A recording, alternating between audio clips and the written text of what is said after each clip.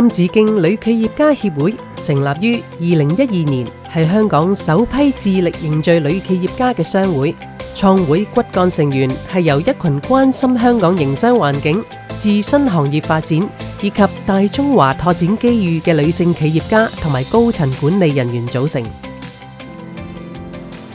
協會至今已經舉辦咗5屆金紫荊女企業家頒獎典禮，嘉許過100位擁有傑出表現同埋成就嘅女企業家，表揚企業家精神，鼓勵更多女性創業。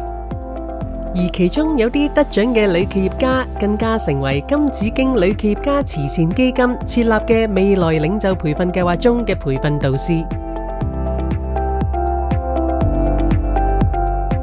金紫荊女企業家協會致力於推動香港女企業家喺國際平台上嘅交流同埋合作，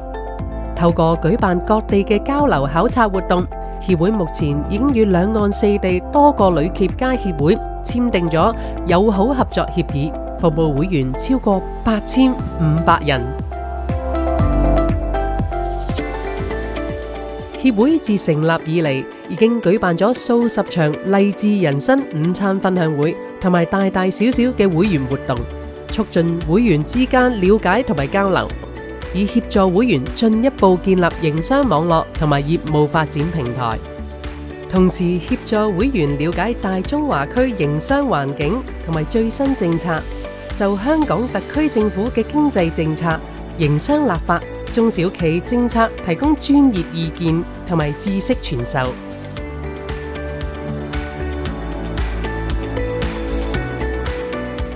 自2020年，協會聯合各社區組織，不間斷地團結及推動會員參與社會公益服務，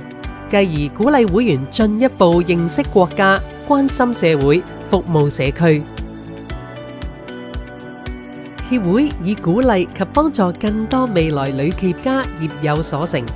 為不同階層有需要嘅女性提供培訓、專業意見交流同埋知識傳授等機會。